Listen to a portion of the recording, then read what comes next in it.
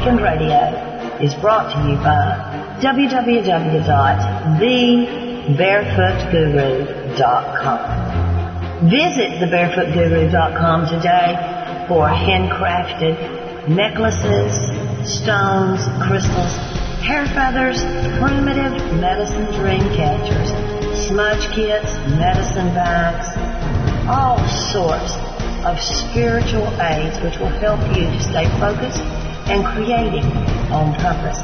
You'll also find a journey back to self and how to thrive in a survival mindset world. Signed copies by the author, Donna Devane. All of this is at www.thebarefootguru.com. All purchases of all items found at thebarefootguru.com support Awakened Radio and help us to grow, to enhance your experience, and to reach more people with the message that together we can do more than survive. We can thrive. We have purple, passionate people power at this radio station, and we carry that energy through to our station, advertiser, and sponsor, www.thebarefootguru.com. Check it out today. Thank you so much. Walk in peace.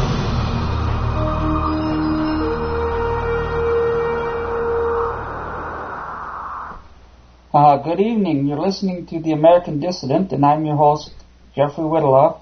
And tonight we're going to be talking about when government assumes powers that it does not have. In case some of you don't know what's going on, there is a plan that's actually quite old, to destroy the United States and to destroy the world, to create a world government. And part of those plans is to create camps all over the United States, which they have done.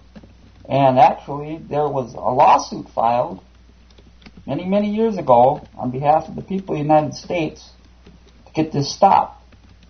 And of course, American people being apathetic and not paying attention, they don't know anything about this. So I'm going to read you the documented evidence that this reporter uncovered far back as 1976. This is Dr. William R. Pabst. My address is 1434 West Alabama Street, Houston, Texas, 77006. This is my 1979 updated report on the concentration camp program of the Department of Defense of the United States. On April 20th, 1976, after a rapid and thorough investigation, I filed suit on behalf of the people of the United States against various personages that had a key part in a conspiratorial program to do away with the United States as we know it.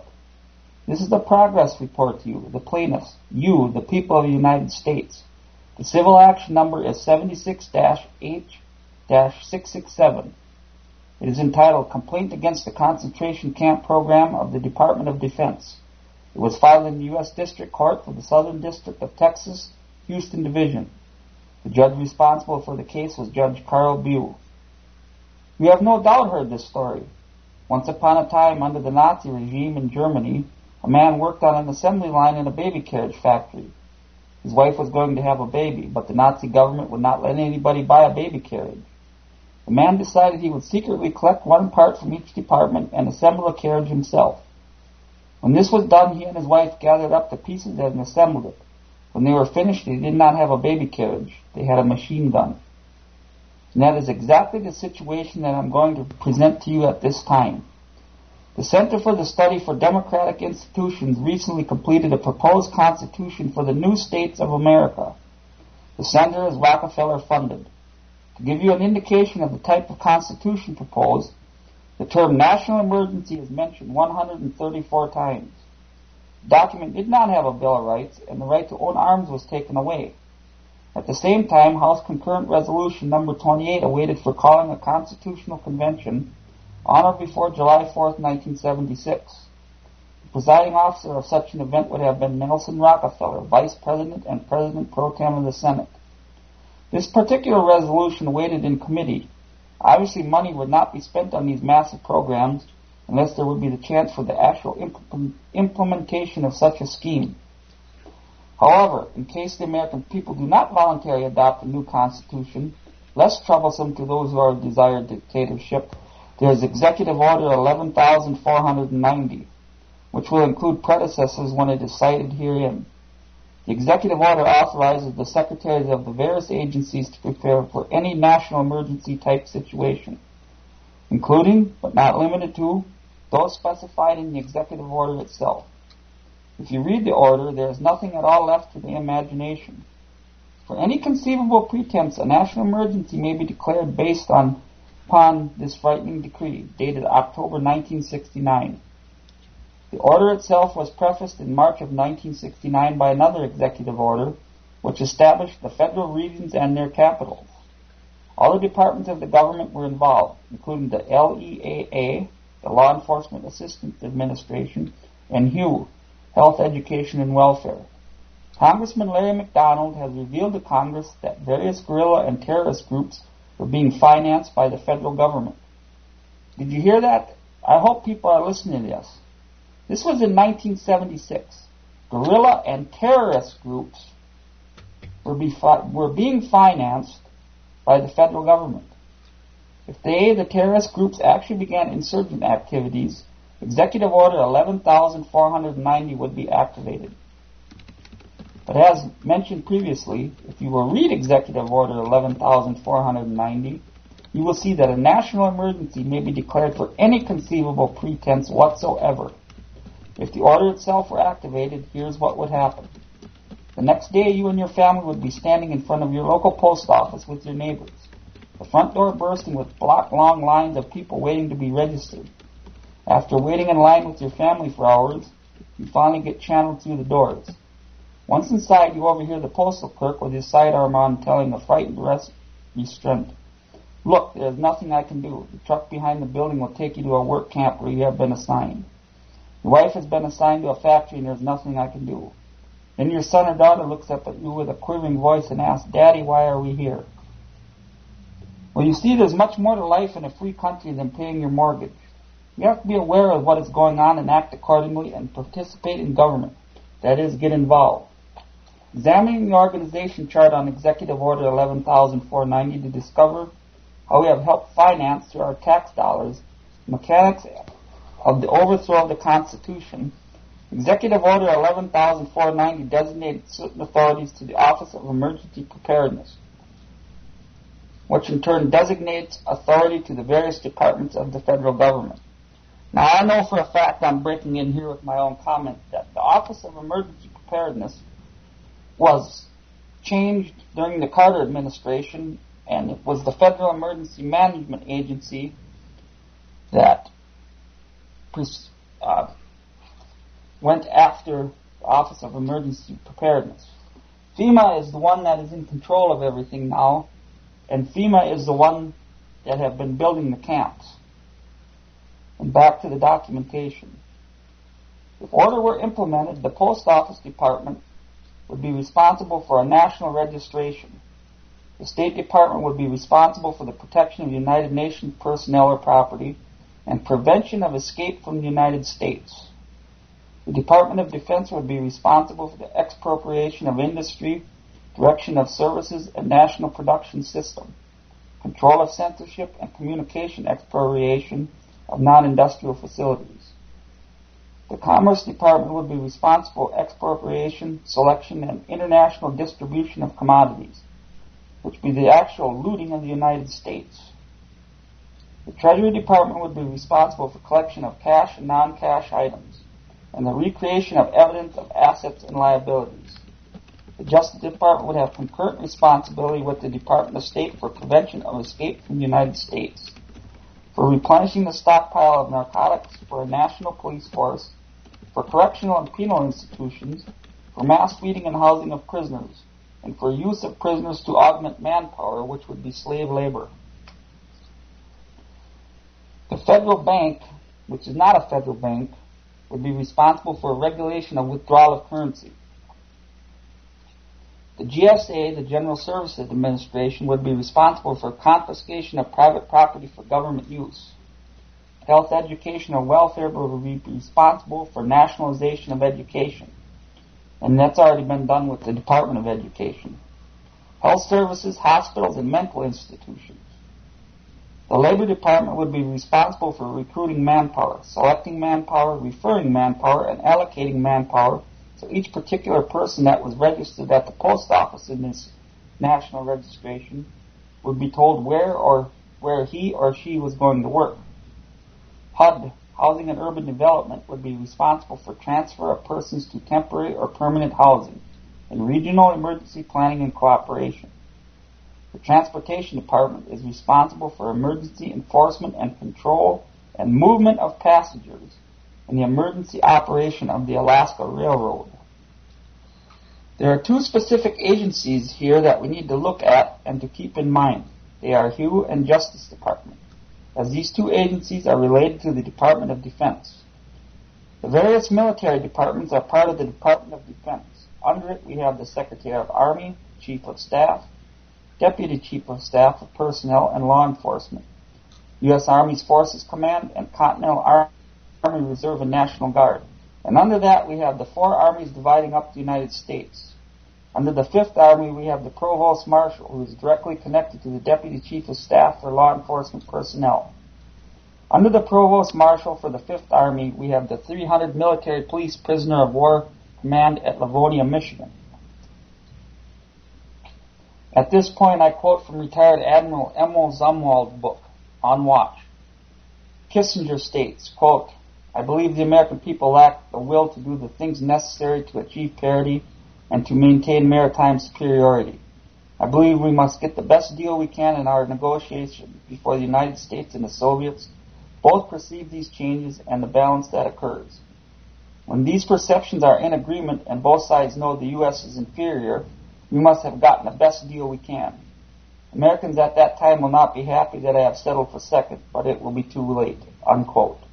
So you see, this is just another example. I'm chiming in again with my own thoughts that our elected officials, whom we supposedly trust, have been behind the scenes working directly to defeat the United States and make the Russians superior to us. And if you believe that the Soviet Union is dead, it isn't dead.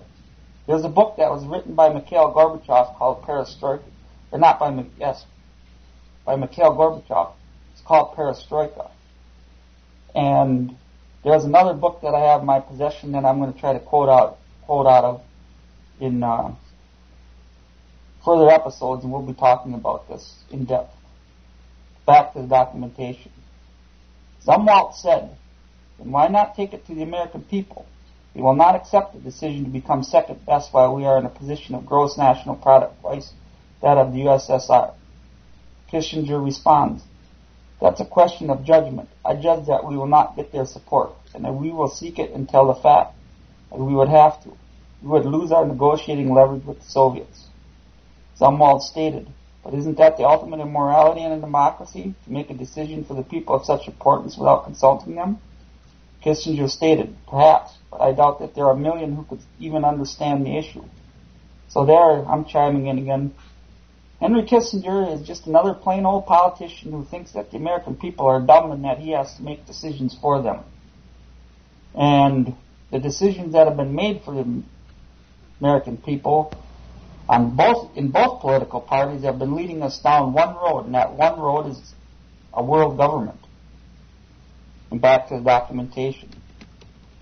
Zumwalt responded, even if that presumption is correct, those 1 million can influence the opinions of the majority of the people. I believe it is my duty to take the other course. Kissinger responded, you should take care lest your words result in a reduction in the Navy budget.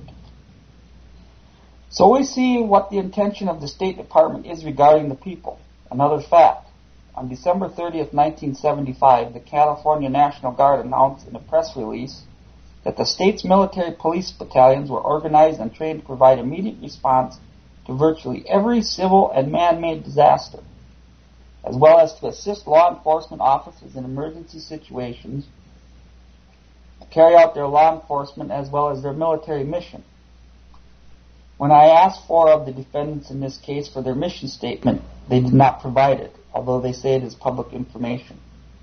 I'm going to chime in again with my own thoughts. See, what Barack Obama is doing, he's just continuing a well-laid-out plan. And I know that he's signed subsequent executive orders to augment 11,490, but in order to understand what is going on now, you have to wake up and understand what has went on in the past. He's just continuing policies that were laid out as far back as this country was incepted, actually. So we'll go back to the documentation. The training spoken of for the California National Guard covers such subjects as dealing with individual civilian civil population, detention procedures, citizens' rights, and similar matters. And you know as well as I do that when there is martial law or martial rule, citizens have no rights, because the Constitution is preempted. Even the uniforms of the National Guards who participate in this program are different from the regular uniforms. Army spokesman will not reveal more about the uniforms, but the Los Angeles Sheriff's Department paramilitary units who have received this training also have Army fatigues dyed black for their uniforms. A further fact is the disaster preparedness plan for the Marine Corps Supply Center in Barstow, California. Quoting from that document, under the Constitution and the laws of the United States, the preservation of law and order is the responsibility of local and state government, and the authority to maintain the peace and enforce the law is invested in the authorities of these governments. There are specific exemptions to the above concept. One of these pertains to federal intervention to civil disturbances in certain situations. Now I want to chime in again. The federal government has no authority under the United States Constitution to respond to any civil disturbance. They never have and they never will.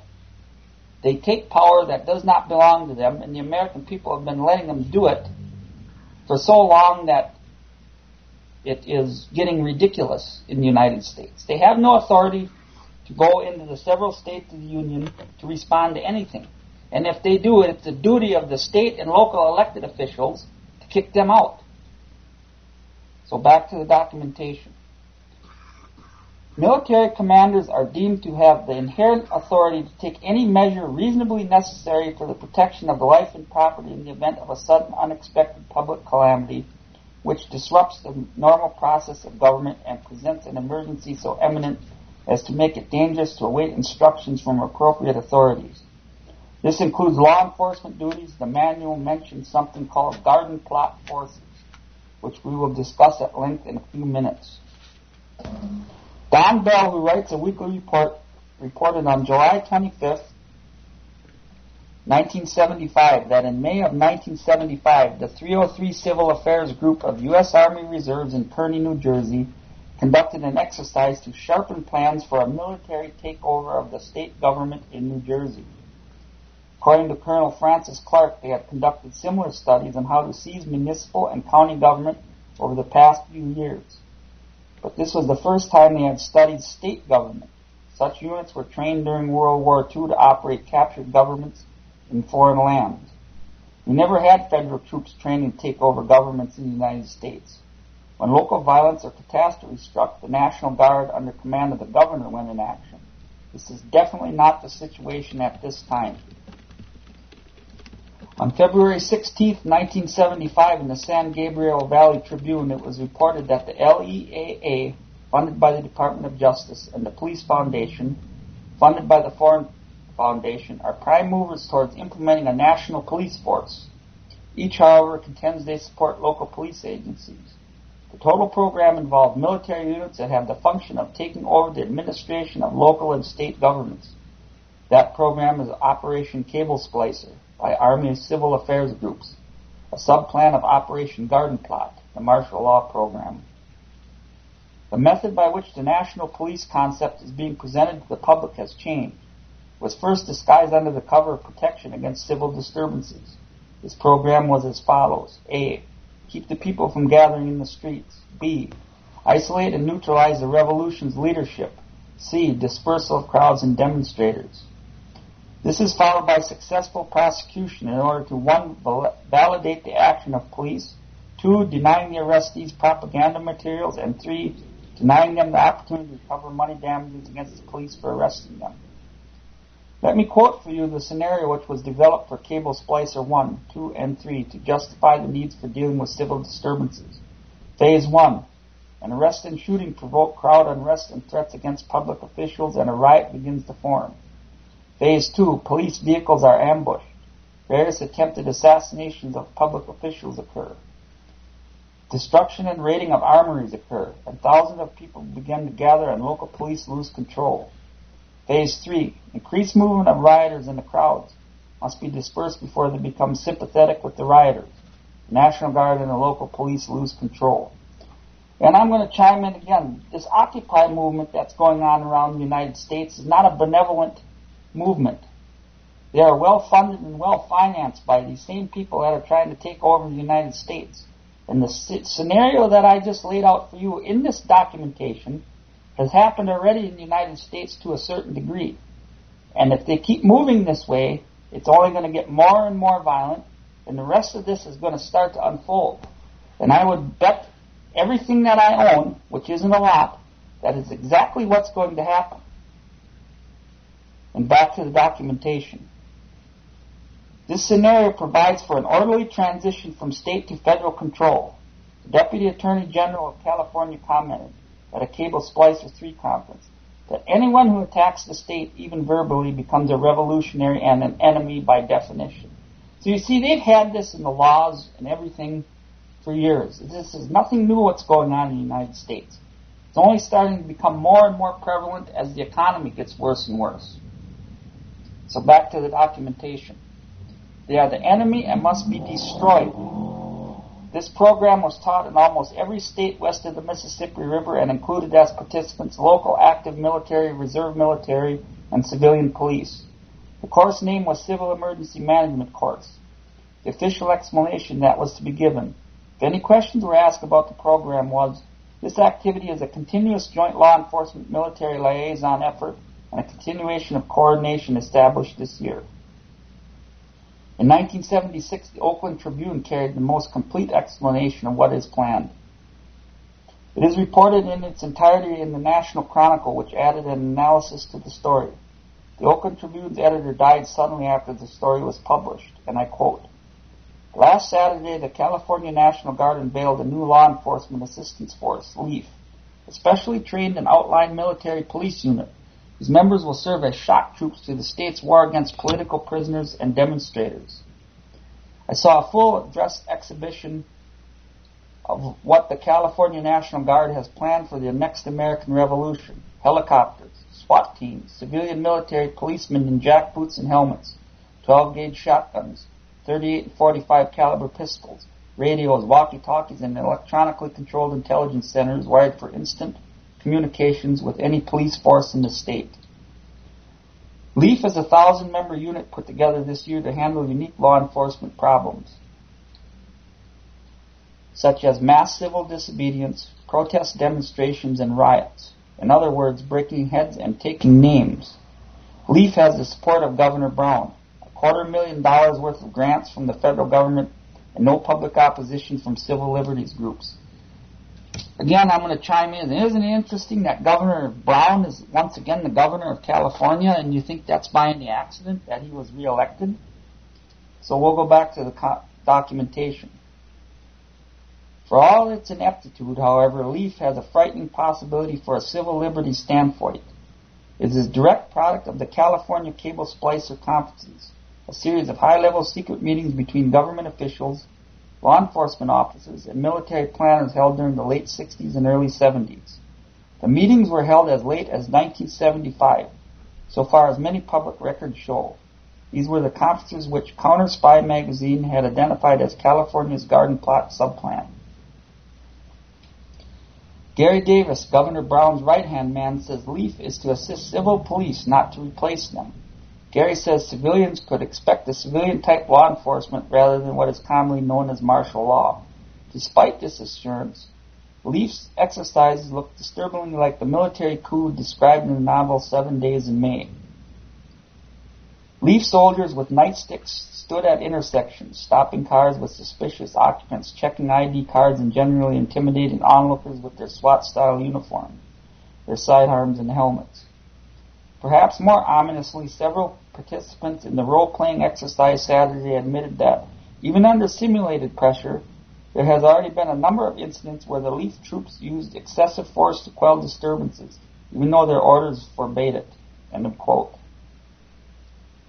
Former Leaf Administrator Charles Rosgovan is on record as having stated that local law enforcement has failed and must be replaced by a national police force. Patrick Murphy, the administrator of the Police Foundation, states, "I have no fear of a national police force. Our 40,000 police departments are not scared." Ex-Attorney General William Saxby warned that if we can go on as we are, crime will invade us and the national police will take over. For the policemen who do not cooperate and still want to be a policeman, there is the program of Contemporary Research Incorporated, an organization of psychologists, sociologists, education specialists, and economic experts who work toward a solution of many of today's social problems. The same organization develops specialized computer programming for the New World-wide military command and control system, as well as computer-based systems for law enforcement agencies at all levels of government. The LEAA alone will receive over $1 billion a year over the next 4 years, even though it has been ineffective against crime. This is because the LEAA is not geared to fighting crime. It's geared to developing a system for takeover of the United States with the assistance of the Department of Defense. One of the programs the LEAA works on in its fight against crime is psychosurgery. If you do not cooperate with their programs, you are merely operated on so that you will be as cooperative as an adding machine. But the LEAA supports drug research for the same purpose, to neutralize neurological sources of violence. Hence, as an example, if a law were passed whereby the ownership of firearms was declared to be illegal, you will be placed in one of these programs if you do not cooperate. The LEAA control exercise at the state level is from the Office of Criminal Justice Planning of the Governor's Office. Here in Texas, Mr. Robert C. Flowers is still the executive director in that office, but all states have that particular department. And I encourage everybody, I haven't done this yet, but contact the governor's office and see if there is an Office of Criminal Justice Planning and see what their stated missions are. And you'll be quite surprised on the information that you dig up. In May 1975, the LEAA newsletter describes the function of one of the organizations, the National Institute of Law Enforcement and Criminal Justice. This organization funds something called the United Nations Clearinghouse in Rome, Italy. The function of that organization is, among other things, the exchange of criminal justice system information with the Soviet Union. And it goes without saying that we have nothing to learn from the criminal justice system of the Soviet Union. These incredible projects are being funded with our tax dollars.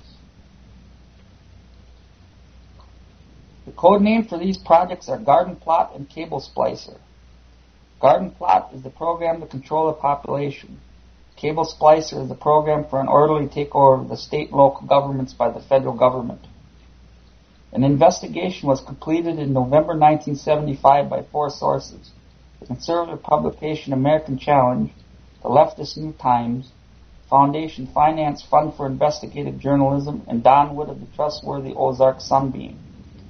It involves the potential creation of a police state, though the use of the Pentagon and its computerized intelligence dossier are lodged in the Pentagon basement, of thousands of civilians by the National Guard, state and local police departments. The LEAA claims to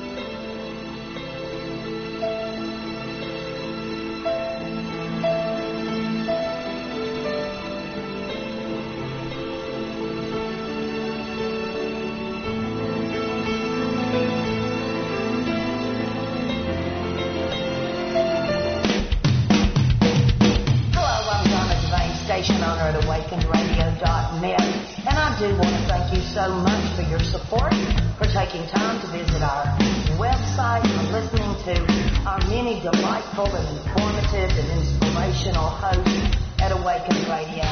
I also want to thank you you so much for taking time to share with your social media networks the link to our website, and tell your friends to come hang out with us at Awaken Radio. If you'd like to host the show, you can find out how to do that at awakenradio.net. If you'd like to be a guest, or you know someone who'd make a great guest, well, come to awakenradio.net. You will find a page filled with information on how to connect with me and let me know how you'd like to interact with our station. I want to remind you our station is listener supported. This means you're helping us get the word out, you're helping us promote it, and you're helping us to pay the bills by clicking and shopping with our advertisers, by visiting thebarefootguru.com, by shopping on Donna Devane on Amazon and checking out some of her great books. And also, buy us a cup of coffee. If you like what you do here, if you like what we're doing as a radio station, come on, pay it forward. Help us reach more people with the message that humanity is waking up, that we can make changes that are better for everyone. Thank you so much. Thank you for spreading the word. Thank you for your support. Most of all, thank you for your love.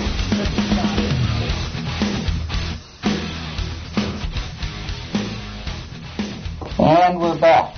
And before I get to the documentation, I just want to offer a few of my own thoughts. For those of you in the know, you've found out that these camps exist. They have built them all over the United States, and they've built them for years, and even a cursory study on the internet or with any book that deals with the subject of political conspiracy, you can find the names of these camps. And all these books that I quote from and the documentation that I quote from, they all come to the same conclusion, that these camps are real and that they're being readied to take prisoners. And these prisoners are not going to be some foreign terrorist. These prisoners are going to be the American people that resist the New World Order. And that's what we're talking about on this show, ladies and gentlemen, my show, The American Dissident, is we're talking about the New World Order, a plan to destroy not just the United States, but to destroy every nation on the face of this earth in order to create a world government. And if you look or see with your eyes, you have to see with your eyes, not look with your eyes, and listen with your ears. I bet if you listen to the news on any given hour and any given day, you would hear the term globalism at least 5 or 6 times. I know that I do. Whenever I listen to the news, or if you can call it news, you hear the term globalism every day. It's being pounded into the minds of the American people. And if more people don't wake up to that fact, we are going to find ourselves very soon in a very dire situation. And if the economy collapses, it isn't going to be like the collapse of 1929. Because back then, a friend of mine gave an interesting observation. In 1929, when the markets crashed and people didn't have any money, they didn't rob or kill or steal or harm their fellow neighbors because they had morals. You look at the moral fiber of the United States now and tell me that an economic collapse is going to be a good thing, because it's going to be terrible, and these camps are going to be ready for those that are going to resist these quote-unquote globalists.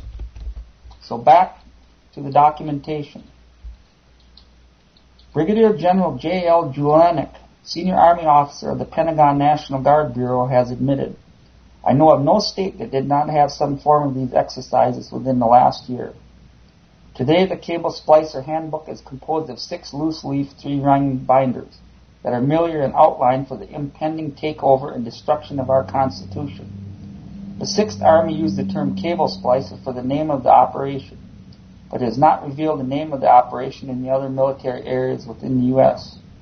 On page 4, paragraph 10 on public information, the instructions state, as a means to prevent adverse publicity or misleading psychological effects in regard to coordinating, planning, and conducting this exercise.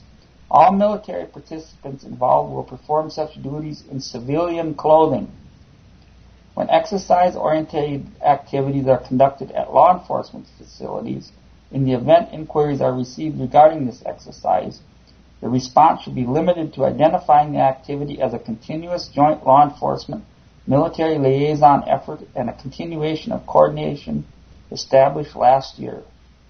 On page 6, security guidance is explained to the effect that if anybody asks any questions, limit the information that is given out on the basis of it being in the interest of national interest security. Now, in the festivities celebrating the success of completion of the exercises, General Stanley R. Larson, the commanding general of the 6th Army, stated, "The most serious challenge facing all of us will be the challenge of discharging our legitimate responsibilities. For a significant portion of a society at large is likely to regard us with suspicion and to question, even challenge our authority on the basic assumption of our profession. Part of this challenge we must be prepared to deal with, a potentially dangerous portion of our society which in truth could well become the domestic enemy." Well, I didn't know that. I'm chiming in again. See, I was brought up, and I know all of you listening were brought up, that the Army and our armed forces were supposed to be instituted to protect the United States from all enemies, foreign and domestic.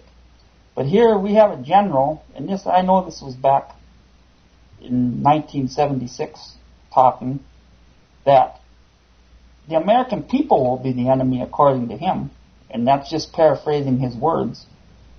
But we have to start waking up, all of us do, that the highest levels of our military, they're nothing but traitors. And they have been traitors, and they put these people in the chairman of the Joint Chiefs of Staff and the Joint Chiefs of Staff. They promote these generals to the highest ranks, these officers to the highest ranks. And as a sidebar, they teach the concept of world government in our war college. If you don't believe it, look it up. They teach world government to our officers in our war colleges. And I'm not talking about the everyday garden variety soldier that's out on the lines or serving in Iraq or I'm serving in Afghanistan. They are slowly going to weed out, and they've been doing this for years. It's a long, drawn-out process. They are going to slowly weed out anybody in the armed forces that won't go along with these plans. And it's happened time and time again. So back to the documentation. The manual includes instructions on operation of confinement facilities, handling and processing prisoners, including searching, transporting, feeding, housing, and handling of the special class of persons called detainees. The plan also specifically includes a proposition for confiscation of privately owned weapons and ammunition. I'll say it again.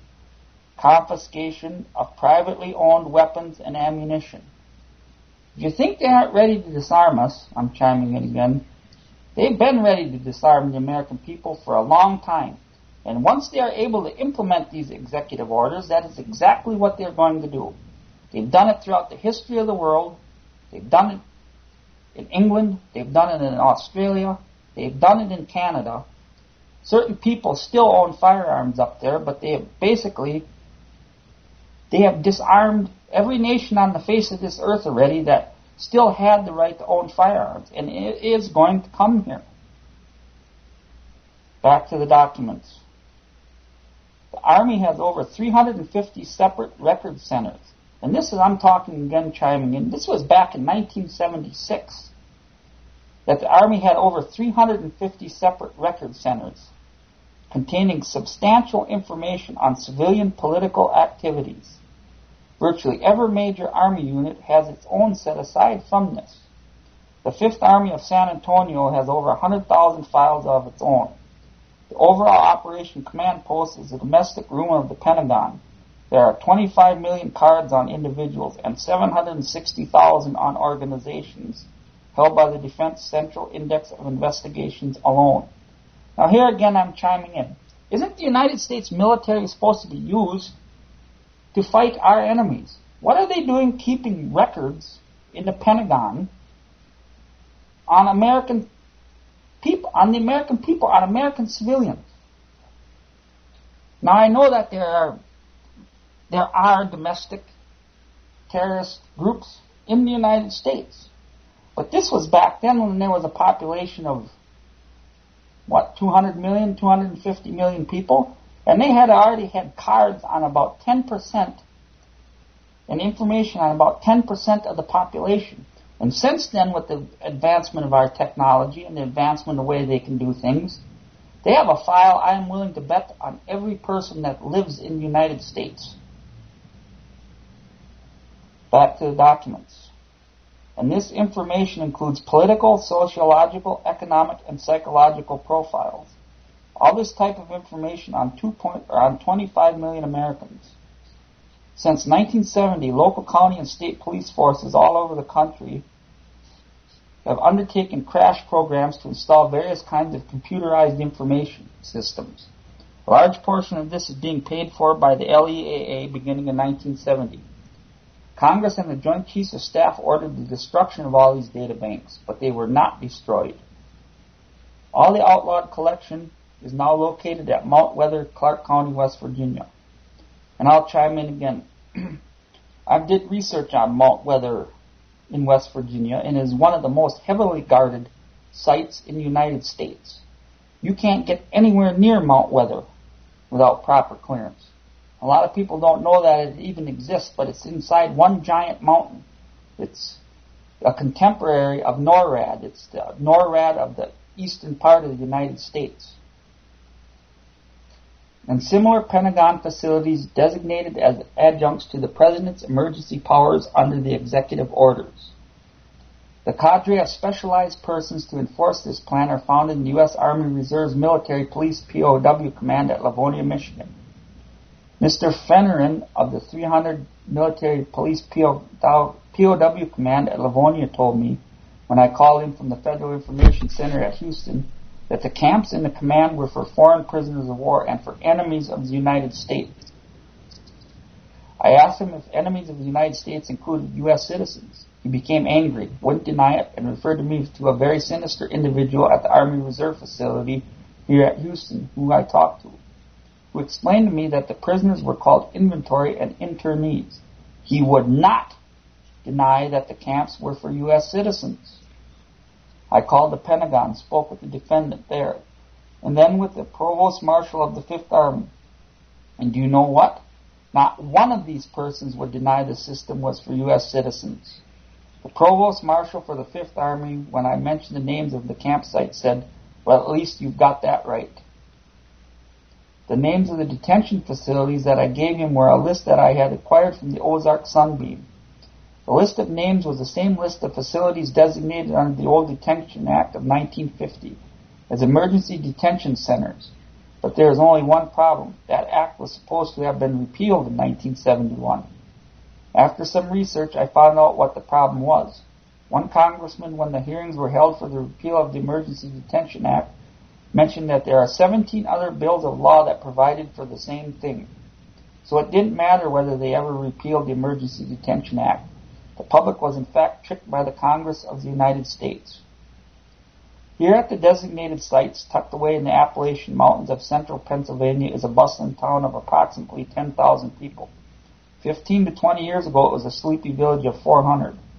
Allenwood, Pennsylvania is linked to New York City by Interstate 80. It takes up approximately 400 acres and is surrounded by a 10-foot barbed wire fence. It now holds approximately 300 minimum security prisoners to keep it in shape. It could hold 12,000 people from one day to the next. 30 miles from Oklahoma City on US 66 is El Reno, Oklahoma, with an approximate population of 12,000. Due west 6 miles from town, almost in sight of US 66, is a complex of buildings which could pass for a small school. However, the facility is overshadowed by a guardhouse which appears to be something like an airport control tower, except that it is manned by a vigilant uniformed guard. This is a federal prison camp or detention center. These camps are all located near superhighways or near railroad tracks or both. The federal prison at Florence, Arizona could hold 3,500 prisoners. It is presently kept in condition by approximately 400 legally convicted prisoners. Wickenburg, Arizona is famous for its municipal airport, which was once government-owned. It is now occupied by a private property. It is rumored to be capable of being taken back by the federal government without notice. Now, there are a couple other of these facilities which are probably existing under the same arrangements. This particular rumor of instant taking back without notice has existed for about 9 or 10 years. The only way it can actually be established is by looking at the local contract for the Wickenburg Municipal Airport itself and the parties that have possession of it. As I mentioned previously, these names were ratified by the Provost Marshal of the 5th Army, who is in charge of the 300th Military Police POW Command. He is the one who verified them, he said, as I mentioned before. But at least you've got that right. Some of the other locations are Tule Lake in California, now in private hands. It can be retaken without notice. Some of the others we have Mill Point, West Virginia. I couldn't find a thing on Mill Point, but in that area we have all kinds of prisons. Among them are Alderson, West Virginia, Women's Federal Reformatory. Lewisburg, West Virginia, a federal prison. Greenburg, South Carolina. In Greenburg County is now occupied by the State Youthful Offenders Division. Even that is a mystery to the people of the area. At Montgomery, Alabama, we have a federal civilian prison camp at Maswell Air Force Base. There is one at Tucson, Arizona, David Munson Air Force Base. In Alaska, we have Elmendorf and Eielson Air Force Base. And that brings us to a facility in Florida called Avon Park, Florida. I sent a representative to see what was at Avon Park. We found the Avon Park Bombing and Gunnery Range, which is also listed as the 56th Combat Support Squadron of the U.S. Air Force, which is also listed as the Avon Park Correctional Institute. No one is permitted entrance, and probably there is no overfly permitted because it is a bombing and gunnery range. This one was one of the places ratified by the Provost Marshal of the 5th Army. In 1976, as well as on March 20th, 1979, I went to the Sheriff's Department in Houston to see if our local Sheriff's Department had been infiltrated by these plans. Well, it appears so. I was put in contact with a Lieutenant Kilgen, who was in charge of some secret unit in the department. I asked him if he had participated in military training or in training with military personnel here in the Sheriff's Department. He denied it, and when I asked him if he would testify so under oath, he became very angry and stated, "You are just an ordinary citizen. I don't have to tell you anything." I later discovered that Lieutenant Kilgen is the ex-director of the Houston branch office of the U.S. Secret Service. Now, where does his money come from? The area is administrated by the Houston-Galveston Area Council. In this regional government plan, each federal region is divided into state clearinghouses, and each state clearinghouse is divided into area clearinghouses. And for our area, we have the Houston-Galveston Area Council. It serves as a conduit for federal funds in two major areas, LEAA and HUE. Most everybody thinks this organization, the Houston-Galveston Area Council, is for the development of the area, the geographical area here in Houston, but it is not. It is for the development of LEAA and HUE projects. Now, this finds its counterpart in every community across the U.S. It provides for these agencies a liaison for intergovernmental communications, interaction, and coordination. I examined their projects to see what they were doing. This regional government program distributes federal funds for two major purposes. 1, radio hookups between every police agency in the state. 2, mental health programs, including programs for the mentally ill having priority of beds and hospitals. Another interesting fact to consider is that the Pine Bluff, Arkansas arsenal BZ is stored. It is a nerve gas which creates sleepiness, dizziness, stupor, and the incapacity to move about. According to the Associated Press, the agent can be sprayed by aerosol, injected or sprayed over large areas by a bomb. The military has admitted that one potential use of this gas is for civilian control. So whatever they have planned, they've also planned a way for you to go to your destination in a tranquil state of mind. HUE by law is operated in conjunction with the United Nations through the World Health Organization. Back in 1948, the International Congress on Mental Health, a UN organization, declared in its pamphlet, Mental Health and World Citizenship, that prejudice, hostility, or excessive nationalism may become deeply embedded in the developing personality without awareness on the part of the individual concerned. In order to be effective, efforts of changing individuals must be appropriate to the successive stages of the unfolding personality. While in case of the group of society, change will be strongly resisted unless an attitude of acceptance has been first engendered. That's why they're trying to take your kids away from you, passing all these laws. And there's also moves to license parents in the United States. So that's just my chime in. And back to the documentation. Principles of mental health cannot be successfully furthered in society unless there is progressive acceptance of the concept of world citizenship. The document states, programs for social change to be effective require a joint effort of psychiatrists and social scientists, working together in cooperation with statesmen, administration, and others in positions of responsibility. The three phases of the development are: 1. Mental hospitals for segregation, care, and protection of persons of unsound minds. That means gun owners and patriots and anybody who believes in the Constitution. Those are the people that they're talking about that have unsound minds. Community mental health care centers so that persons may be treated in their own neighborhoods. And 3. Child care centers for dealing with early difficulties of nationalism in a child's life. 2 years earlier, Major General G.B. Chisholm, Deputy Minister of Health in Canada, who later became Director of the United Nations World Health Organization, explained, self-defense may involve a neurotic reaction when it means defending one's own excessive material wealth from others who are in great need. This attitude leads to war. So his solution to the problem is, let's redistribute the wealth among everyone. Further, the reinterpretation and eventual eradication of the individual's concept of right and wrong, which has been the basis of child training, are in the belated objectives of practically all effective psychotherapies.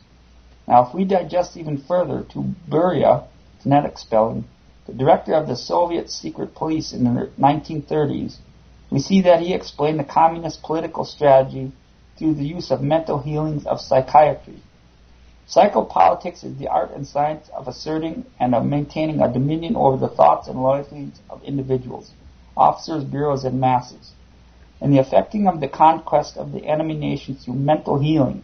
You must work, he stated, until every teacher of psychology, unknowingly or knowingly, teaches only communistic doctrine under the guise of psychology. Excuse me. If you look at the Russian Manual of Instruction of Psychopolitical Warfare, you see in Chapter 9, psychopolitical operations should at all times be alert to the opportunities to organize for the betterment of the community mental health centers. Now, under these new national mental health care programs, at this moment, there are more than 600 of these community mental health centers across the United States. The whole thing was promoted by Dr. Stanley F. Yalls, who was the director of the National Institute of Mental Health in 1969. And he stated back then that the newest trend in treating mental illness is care at local health care centers, where the patient is not isolated from his or her family and friends. They have been working on this program for 46 years publicly, and now across the U.S., through your tax dollars, you have 603 centers, community health centers that are all part of this program. And this is how they are part of the program. In the mid-1950s, there was set into motion an interesting chain of events. About 1956, the Alaska Mental Health Bill was proposed and later passed. It granted approximately $12 million and 1 million acres of public land to Alaska so that it could develop its own mental health program. Now, this was a little abnormal since Alaska only had a little over 400 people who were classified as mentally ill. After the bill was passed, Alaska passed its own enabling legislation to get into the mental health business. They started by adopting the essential elements of the Public Health Service Draft Act on the hospitalization of the mentally ill in the old Interstate Compact on Mental Health, now called the Uniform Mental Health Act. There were no provisions for jury trial in it or anything else. You'd just be picked up and taken to the Alaskan Siberian Asylum, incommunicado, and the state would also confiscate all of your personal and real property. And they actually tried to do it in 1954 in the case of Ferd versus Milanak, which declared the act as adopted in another state, the state of Missouri, as unconstitutional. But the Act itself still exists and modified, but essentially in the same form, a Uniform Mental Health Act, to which approximately 6 states subscribe. And in passing more state constitutions, if you will check them from the period of 1935, made a part of their constitution, the practice of having a person submit to a 90-day mental examination to determine his or her sanity without any provisions for a trial by jury. This was part of the national program at that time. In this act, the governor could have anyone picked up and sent to the mental health institution in Alaska or elsewhere. The results, as rumors back in the 1950s, were that there was in fact a sinister Frankenstein-type mental health prison in Alaska. I wrote to Alaska and asked them for a description of the land of 1 million acres that they were eligible to receive under the Alaska Mental Health Act. I also asked them for a copy of the inventory they ran for their facilities back at the same time. Well, so far, no answer, and I probably will never receive an answer without a court order. But through the years, there was a spot in Alaska that was continually referred to southeast of Fairbanks, southwest of Fairbanks, northwest of Fairbanks, somewhere near Fairbanks. Then I received the information that a pilot had flown over the area once and had his license revoked. And so for $1.85 each, I ordered the low-level navigation map from the federal government for Alaska and located the Alaska Siberian Asylum for the treatment of enemies of the United States. It's right where a rumor over the past 20 years had placed it, southeast of Fairbanks. It stands out like a sore thumb. It is the only of the geometric configuration within the state of Alaska, and you will note a black line running up through Fairbanks and down over near the area of the map. That is the railroad that the Department of Transportation would take into emergency operation of under the Executive Order 11,490. If the Executive Order went into effect, and who would be responsible for making a determination on whether or not you were mentally disturbed because of your nationalistic tendencies, your love for the United States, or your adherence to any political or religious doctrine. But let's look a little further into the type of program that the LEAA is paying for through the Department of Justice, the Federal Bureau of Prisoners, located in the backwoods of North Carolina,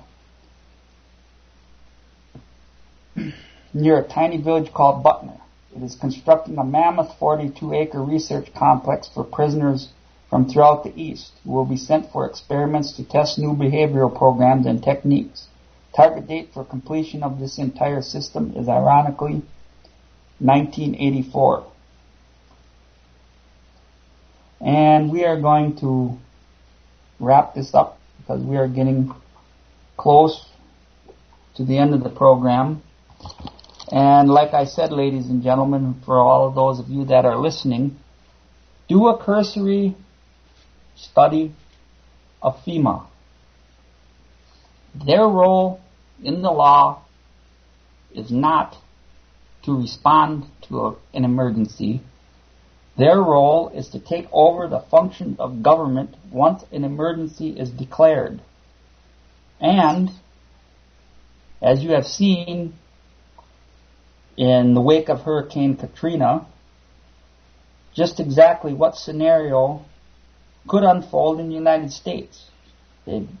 Katrina was an experiment, and I believe that through weather weapons that they actually directed that hurricane into New Orleans so they could literally take over the entire city of New Orleans and use it as a training exercise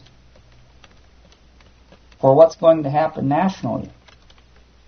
And I want to remind everybody out there who are listening, keep an eye on the economy. Is it getting any better?